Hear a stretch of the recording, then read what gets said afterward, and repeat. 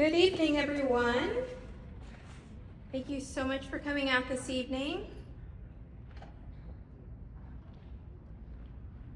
Before I get too far into the presentation, I just want to mention that I am going to be sharing out the slideshow presentation. So there are some links, some live links in the presentation that you will be able to click on if you choose to, once you get this through email.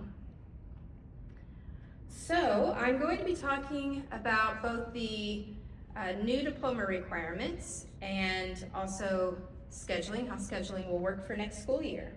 So first I will begin with the scheduling timeline. So during homeroom today, freshmen were shown a video of a presentation similar to the one I'm giving this evening. And they should have also received what's called a graduation plan worksheet, which will be very important for them to prepare for their scheduling appointment. There's also an extra copy attached to the back of your packet. It's also available online if you ever need to print one off. And a little bit later I'll explain why we have that worksheet.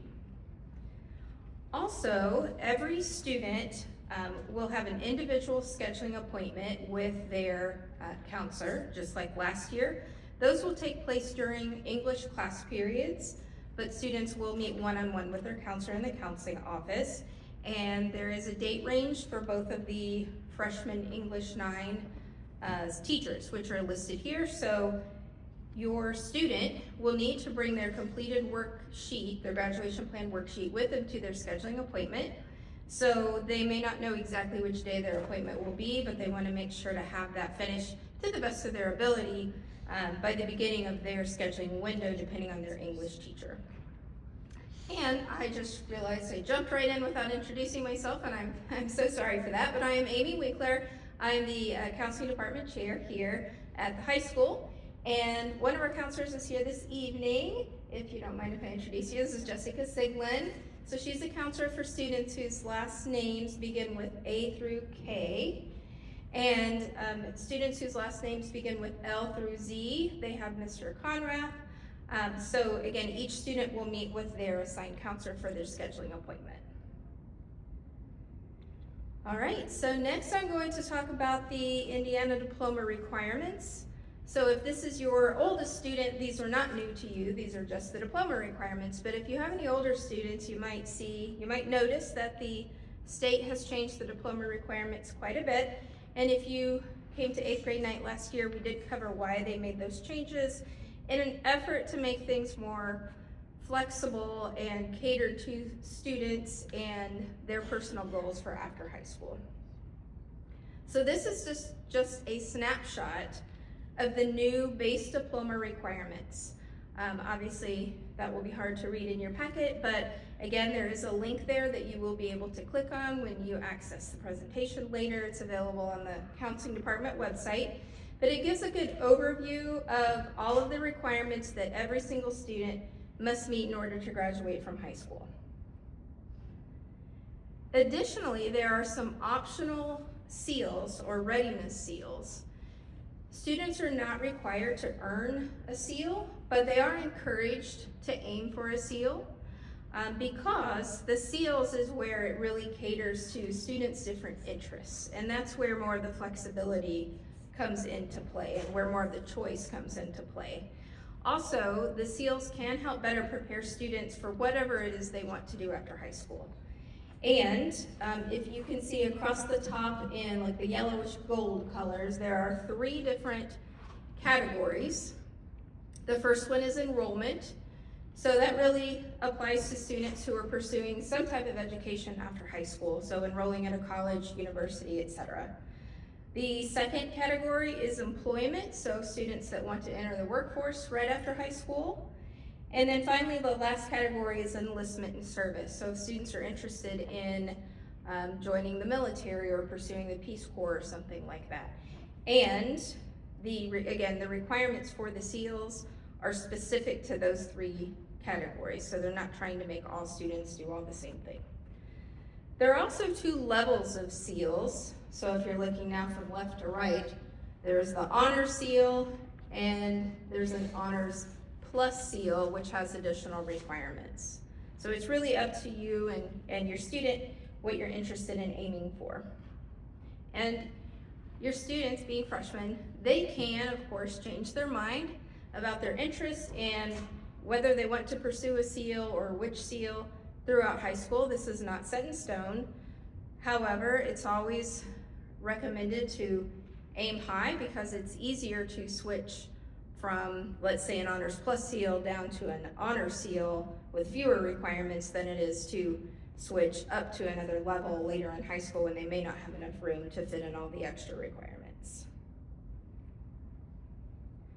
Okay, so now I'm going to break down all of the base diploma requirements subject by subject.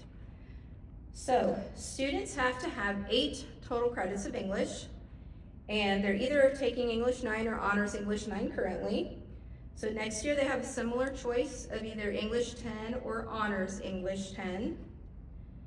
In 11th grade, they can either take English 11 or a college level AP English Language and Composition course.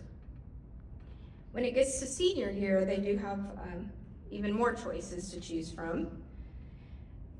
One of the new requirements is that every student takes what's called a communications focused course. For most students, that will probably be speech. So if your student wants to take speech or a college level ACP speech course, which is 1 semester, then they will take that in 12th grade. Or your student can take a full year of either journalism or yearbook or newspaper, and that can be taken in any grade. So if your student, for example, is taking journalism this year, that can count as their communications focus course. And then when you get into senior year, like I said, there are additional options for senior English. They do have to have at least 1 semester of English their senior year. Again, that will, for a lot of students, be paired with the semester of speech, but there are exceptions to that. Some of the senior English courses that we have available are a college level advanced composition, which is primarily writing essays, a full year of a college level English literature course, or a semester of the English 12. So when they get closer to senior year, they'll get to decide which senior English classes they want to take. We do have an additional option for students who want to take an extra English class or to earn additional college credits, which is that literary interpretation. Now moving on to math. So every student has to have at least 7 math credits. Again, this is for the base diploma. When we get into the seals later on, there will be additional requirements depending on which path your student is interested in. The math is a little more challenging to describe because it really depends on each student. Again, what their goals are, what math classes they've already taken. So math can look a lot different for different students. So some students, for example, this year, a lot of students are taking Algebra 1. Some are in geometry. There are some in Algebra 2 this year. So what math class your student will take next year will depend on what they're taking this year. But if they're in Algebra 1 this year, then they will take geometry or honors geometry next year in 10th grade. Students have to take some additional math credits as well. And those choices are either Algebra 2, Honors Algebra 2, or we are adding a new business math course that can be an option as well. Now, this is really the value of those individual scheduling appointments or those conversations students will have with their counselor on which one is best for them. For example, if your student is planning to go on to college, then they'll definitely want to take Algebra 2. If they're looking at the workforce and the business math meets their needs, and that might be a good choice for them, but it's really just depends on each student's goals. Also, every student must take personal finance, which is a 1 semester course, and that will be a 12th grade course. Now you can see quite a few other math courses listed here down below. After the Algebra 2, it goes into pre-calculus, and from there some additional college level math classes, all that we're offering here in the building. So again, depending on what your students' goals are, what their seal requirements are, etc., that is the standard math sequence listed there. The next category is called Science, Technology, and Engineering, which requires a total of 7 credits.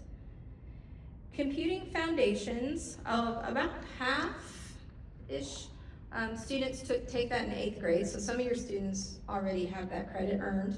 Some of them took it first semester this year, some of them are taking it currently.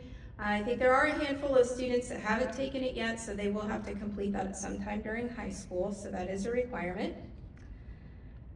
Your student is also likely either taking Earth and Space Science, Biology, or Honors Biology this year, so that would be 2 additional credits of the 7. After this year, they will have to choose 2 additional science credits, and as you can see, there's a pretty long list there of choices, so that's nice. I'm going to pick something that's interesting to them. And then to round out these 7, they need 2 credits that are considered STEM credits, science, technology, engineering, and math. So there are a few options for this category. They can take an extra math or an extra science course, and that would fulfill their STEM requirement. And what I mean by that is if they're taking, say they've taken their algebra, geometry, and algebra 2, and they go on to take pre-calculus, that's an extra beyond the base requirement that can fulfill their STEM credits. Or if they take an extra science course, it would fulfill this credit. And then the third option, there are some STEM specific courses listed there. They can choose one of those as well. For social studies, they need a total of 5 credits, and I'm going to skip over the first one for now and come back to that, but in grade 11, all students will take either U.S. history or a college level U.S. history course. That will be their choice. And then in 12th grade, all students have to take a semester of either U.S. government or a college level government course. Now the additional 2 credits are what the state calls the world perspectives, and they have a few options there. For most students, that will be geography and history of the world, which is typically taken in 9th or 10th grade. It doesn't have to be, but that's when it's typically taken. If they don't take geography and history of the world, then they have to take year 3 or 4 of a world language. So we currently offer German and Spanish. So since a lot of students may not know when they're entering high school how many years of a world language, if any, that they want to take, most students will meet that requirement with geography. And again, if your student's not taking that this year, that's fine. They could take it next year as well. Also, there are some colleges that specifically require a geography, world history type course, so that could be another advantage to that. For PE and health, they must earn 2 credits, and there are a lot of options to meet the PE credit. One is by taking your traditional PE class here at the high school, or they can take one of our PE elective courses that we offer instead, which you can see listed there. Or some students qualify for a PE waiver, which means they're not actually taking a PE class, but they're meeting that requirement another way, which I'll explain on the next slide. And then all students need to take health for 1 semester in 10th grade. So as I mentioned the PE waiver, you're probably familiar with this already because I know we sent information out about this last year.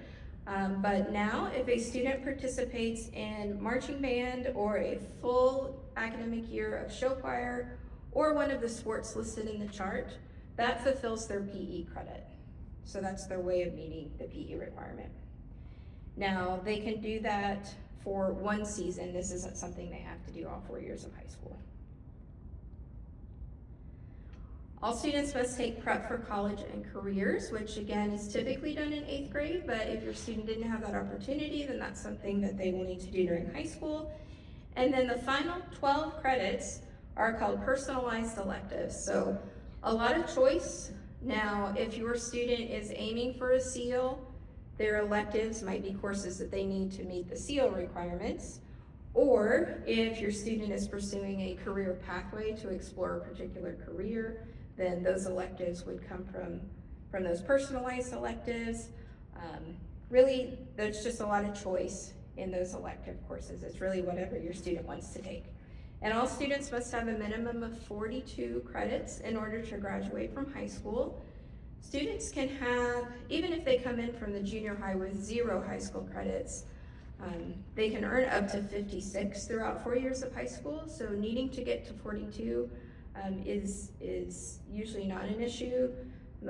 Some students have room to take a study hall for no credit, for example, but we just do want to emphasize to students, as always, you want to do your best to get all of your credits and not have to retake classes, because that really can cause problems with your 4-year plan. There are some additional requirements beyond all of the courses that I just talked about for students that are not aiming for a seal. So students that want to earn the base diploma also have to demonstrate what they call employability skills. There are many different ways to do this. One is to complete a work-based experience, which could be a part-time job. It could be an internship when they're a junior or senior and they're getting some hands-on experience, at a job site, not necessarily paid, but just really, exploring a career firsthand, that sort of thing. And again, this doesn't have to be every year of high school. This has to be completed at least once during high school.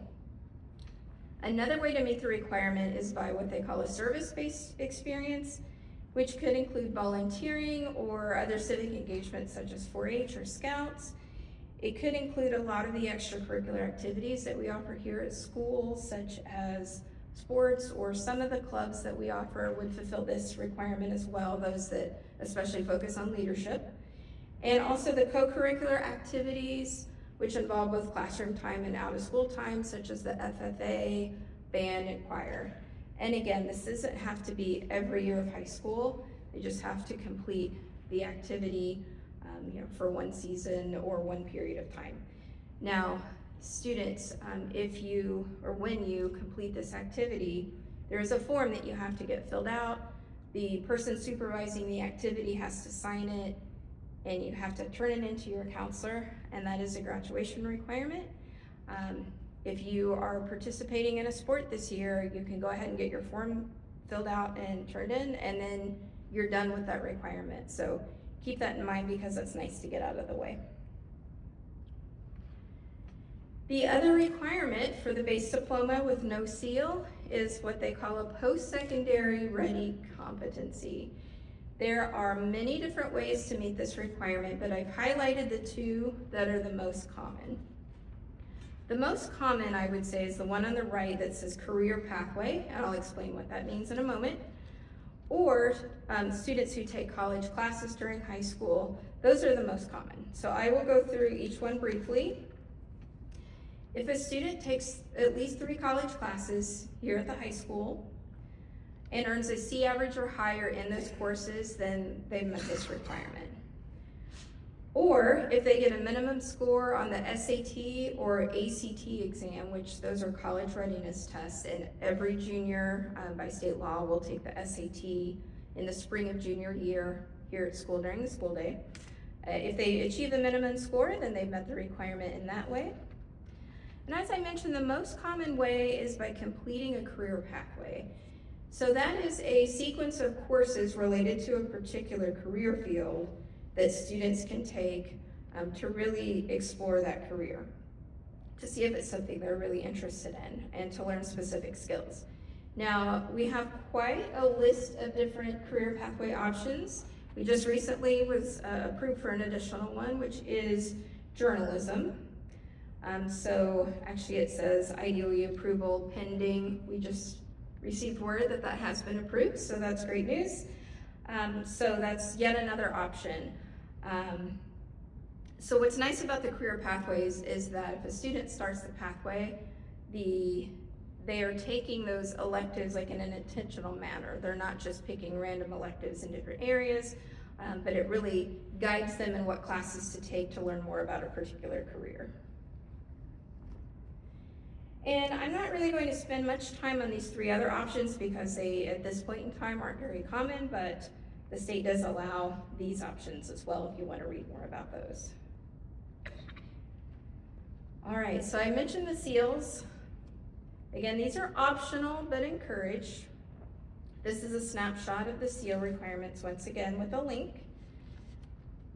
So I will begin with the enrollment category or the enrollment path. Again, if your student is interested in attending college or continuing their education after high school, all of the requirements for the seals, this is on top of everything I've already talked about with the base diploma.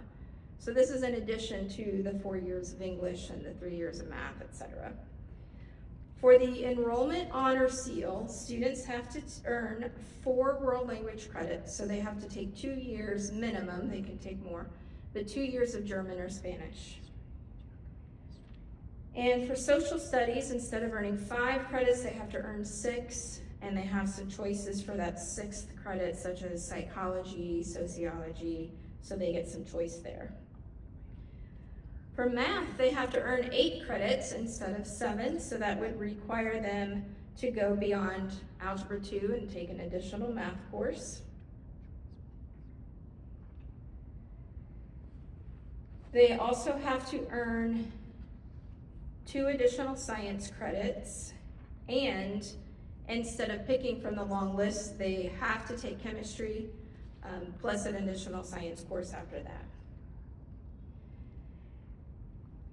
The next requirement, this can be done in different school years. It says complete one of the following. The most common way to meet that requirement is for students to take 2 college level courses during high school. And then finally, with this seal, and this is the only seal this applies to, there are minimum grade requirements. Students have to earn a C- or higher in each individual course that is required for their diploma, and they have to graduate with a minimum 3.0 cumulative GPA, which is a B average.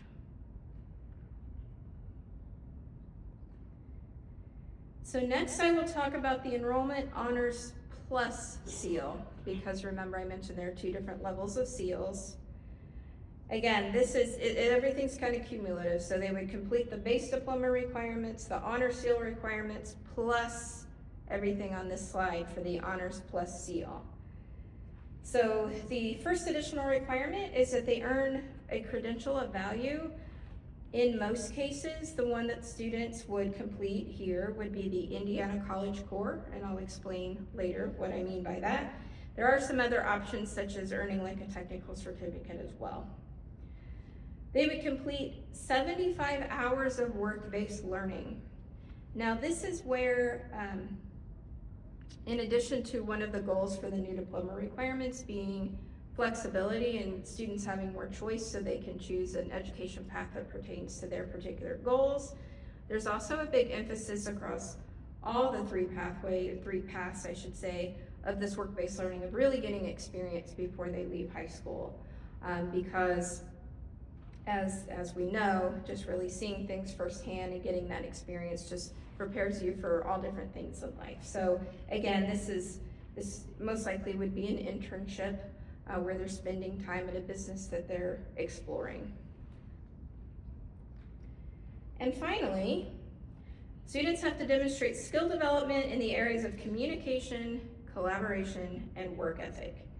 So for example, if a student is completing an internship, where they're interning would complete the rubric that is linked there to basically evaluate whether the student has met those skills.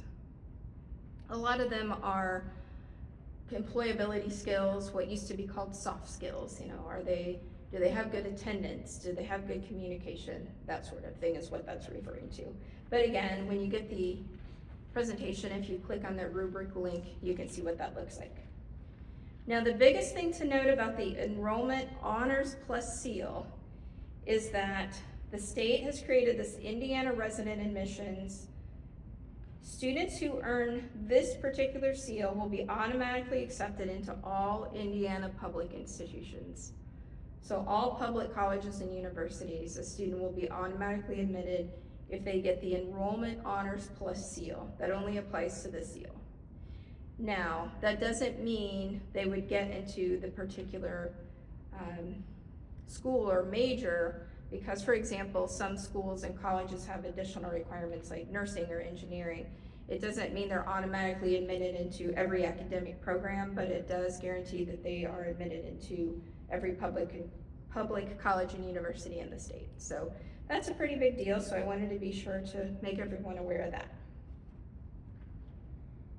Next, I'm going to move on to the employment path. The Employment Honor Seal, again, this is in addition to everything that I covered in the base diploma requirements. They must complete one of the following, which could include earning a credential of value. There's a long list of those. There's a link, you can take a look at those later, but basically a market-driven credential of value might be earning like a certificate, an IT certificate, for example, if a student's interested in going into that field, and that can help a student get a job in that area because they've already been certified with that skill. Or it can mean completing a pathway, which I spent time talking about that. That's something they can definitely do here. Or completing an approved career preparation experience. So lots of options there. They also have to complete 150 hours of work-based learning, which is more than the enrollment seal, because again, this is really focused on students who want to go into the workforce right after high school. They also have to demonstrate skill development in the communication, collaboration, and work ethic, like I talked about previously. They also have an attendance goal. So students aiming for this seal have to complete at least one school year with no more than 3 days of unexcused absences, or no more than 3 unexcused absences in their 150 hours of work-based learning. The Employment Honors Plus Seal has the additional requirements of earning a credential of value, which would, again, most likely, there's some options there, but most likely earning a certificate of some sort to certify that they've learned certain job skills in a particular field would be the most common way they would earn that. Or they would have to complete an additional 650 hours of work-based learning. So there's a really huge emphasis in experience with this seal. And once again, they have to develop the skills which I mentioned. Moving on to the Enlistment Honor Seal. They have to, in most cases, students will be taking an Introduction to Public Service course. We will not have this yet next year, but we will make this available for students in the near future who are interested in aiming for the Enlistment Honor Seal. They also must achieve a score of 31 on the ASVAB and complete one of the following. And it's completing a career exploration tool, to summarize that. So the ASVAB is a test that the military typically gives to potential recruits to assess their skills and help place them in a particular job in the particular military branch. So that's what that test is for. They also have an attendance goal similar to the last seal, which is 1 school year with no more than 3 days of unexcused absences, and demonstrating those same employability skills. The Enlistment Honors Plus Seal, they have to achieve a score of 50, so a higher score on the ASVAB test, and either complete 100 hours of public service, hold a leadership role in an extracurricular activity, or complete 2 seasons of a team-based physical sport or activity. All right, so we have been through the base diploma requirements and all the various types of seals. So lots of choices for students. Next, I'm going to talk about some additional tasks your students will be doing throughout high school. These aren't diploma requirements, but just an overview of things that will be coming that we wanted to let you know about. All students in grades 9, 10, and 11 take the PSAT exam each year. That's done here at school during the school day. There's no cost for that. And it's a good assessment of their academic skills. It also is a good practice for the SAT. So the SAT is a college readiness test Some colleges require students to submit their SAT scores before they will determine if that student is admitted. But the state has also identified the SAT as just a good assessment of where students are standing academically. So the state requires that all students in grades 11 take the SAT in the spring of junior year. Now, even though students have to take the test, they don't have to get a minimum score to graduate. So that's not anything to be concerned about. But students who do want to go on to college can use that test score as part of their college admission. That's also done during the school day and for no cost, which is nice. Also, this is relatively new, and this is it's a state law, but it's really been a great thing for students. Students in grades 11 and 12 will have an approximate 30-minute meeting it's typically either a college representative, a military representative, or someone who works in the career field that they're interested in. It's been great. We have a career coach, and she does an exceptional job going out seeking and finding presenters for these 30-minute CDMs for students that really match their interests.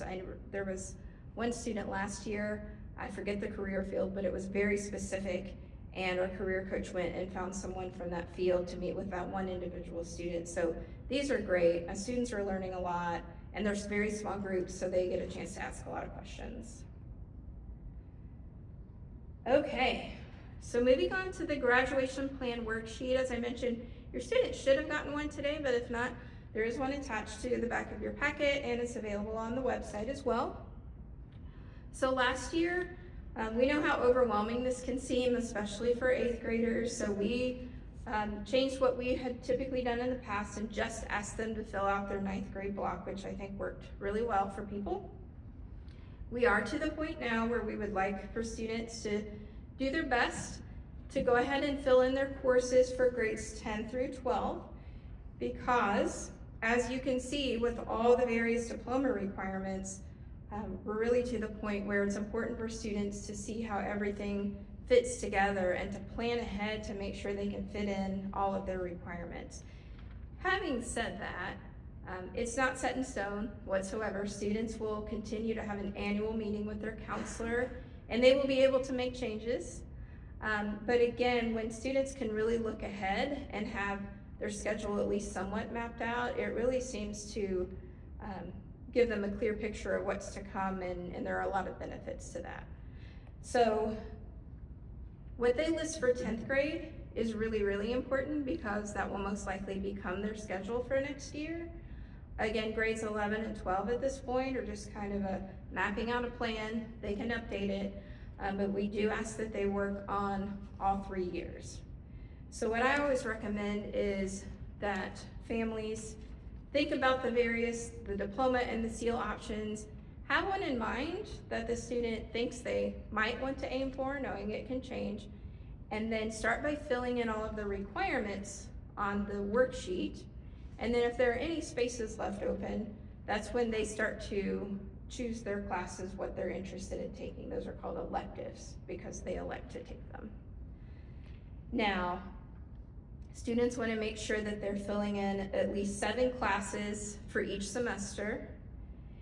It's also helpful for 10th grade if they want to list some alternates or some backup classes, because we do our best to put students in all of the classes that they ask to take, but sometimes we run into conflicts where 2 classes meet at the same time. So if something like that happens, then we go to like their next choice. So that's helpful to have as well. Now, all of the information that you would need about our courses that we offer are listed in what's called the curriculum guide on the counseling website. So there's information at the top, basically how to find it, but also in the front of your packet, there's a QR code. So if you use that QR code, it will take you directly to the curriculum guide website. In the curriculum guide, which is rather long, but if you're looking at it online, there's links that you can go directly to what you want to look at and not look through the whole 100-page guide. But you can look at the graduation requirements, and Right now we're dealing with 2 sets because we have the graduation requirements for current freshmen and below, and then we have a different set for 10 through 12, so make sure you click on the correct link. There is information about every single class that we offer. So like the lower middle part of the webpage, you can click on a department, so let's say agriculture, and then you can find a specific class. It will give you a course description so you can learn what the class is about. It will tell you which grade levels that students can take the class in. So for example, some classes aren't available to 9th graders, so it would say grade 10 through 12. It would also show any prerequisites, if there are any, for courses. For example, to take drawing, you have to take 2 other art classes first, so those are the prerequisites. So all of the information that you would need to know about all of our classes is listed here. I wanted to give a reminder about a couple of policies that apply. Repeating a course. So if any student needs to retake a class at some point during high school, it's important to know that both grades will show on the transcript. So the grade they earned the first time they took the class, and then the grade when they retook the class. Both will show on the transcript, but in most cases, only the new grade, which is typically the higher grade, is the one that calculates into the GPA. So just again, to emphasize to students to always do their best because it all matters. Also, we do have a schedule change policy. We really try to be really flexible with student schedules. We want them to be happy with their schedules, but we do have some limitations ourselves that we have to stick with deadlines. So in March is when I start working on the master schedule for next school year, and that is all based on all these schedule requests we collect from students during these scheduling appointments. So in order to have a good schedule for next year, to minimize scheduling conflicts, those schedule requests need to be as accurate as possible. So we really ask that students finalize their course requests for next year by March 6th. That's the priority deadline to make changes.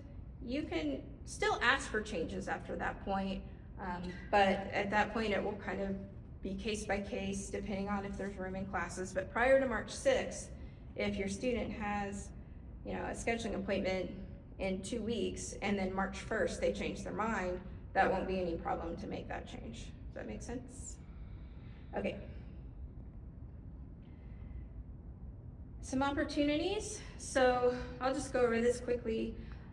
At this point in time, I know all of the acronyms or abbreviations can get really confusing, but if your students are interested in taking college classes here at the building during high school, where they can earn college credits for those, we do have a lot of opportunities for that. I have a link on the curriculum guide online that just lists all of the college course options. There are 2 different types of college classes. You'll hear things like AP or ACP, and it may not make much sense, but here's an explanation here of each. AP, that is a national program. It's not associated with any specific college. A student can potentially earn college credit for those courses, but it all comes down to how they score on the AP exam at the end of the year. So think of it as a big final exam, and however their score is on that one test determines if they get college credit or not.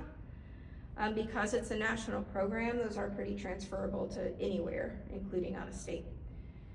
Other types of college courses that we offer, they're called dual high school college credit because they're earning high school and college credits for those. We offer courses through both IU Bloomington and Ivy Tech here. The nice thing about those is that it's typically easier to get college credit. It doesn't depend on one test at the end of the year. It's based on how they do throughout the whole semester or the whole school year. However, with those courses, the colleges can set requirements for students to qualify for the credits, like they may need to have a minimum GPA, for example. So there are different types, but lots of opportunities here. The Indiana College Core, I mentioned that earlier. That is relatively new here at Edgewood. If a student chooses to complete the Indiana College Core, they will earn at least 30 college credits in general education courses while they're still in high school. There is a state law that says all of those credits that all Indiana public colleges and universities have to accept those credits. So it's not just, we partner with IU for our Indiana College Core, but according to the state law, students could go to a different Indiana public college and they would have to accept those credits. So that's quite a bit of college credits. It can make for a pretty heavy load of a schedule, but if that's something a student wants to pursue, they can talk to their counselor about that. If you want to learn more, I would encourage you to click on the requirements link because it'll talk about the program and the specific classes that students would have to take to earn that. The Hoosier Hills Career Center is pretty close by. It's next to Bloomington North. Edgewood students can go there as a junior or senior if they choose to. They offer a big variety of programs where career-oriented programs where students are where they're getting hands-on experience, for example, in their auto mechanics program or agriculture or culinary arts, etc. They're doing some classroom learning, but they're doing primarily hands-on learning. In some cases, they can earn college credits like through Ivy Tech or Vincennes, or even earn some of those certifications I was talking about earlier, which can help them get a job in that area. So it can be a good opportunity for students. However, it does take up a lot of space in your schedule. So students who want to go to Hoosier Hills need to make sure that they're earning their credits so that they have room in their schedule to go to Hoosier Hills if that's what they want to do. It takes up 3 of the 7 class periods in their day. All right, so here I have the contact information for all 3 of us counselors. So again, your student will have an individual scheduling appointment with them soon, but they don't have to wait for their appointment. If they want to go ahead and start asking questions, or if parents want to reach out, our email addresses are listed there. You can call us at school as well. I'll stick around for as long as I need to if you have any questions this evening. I know that's a lot of information and I appreciate you all sticking with me. I'm going to send out the presentation so you can reference back to it. You can click on the links if you want, and please ask questions because it's a lot. Thank you.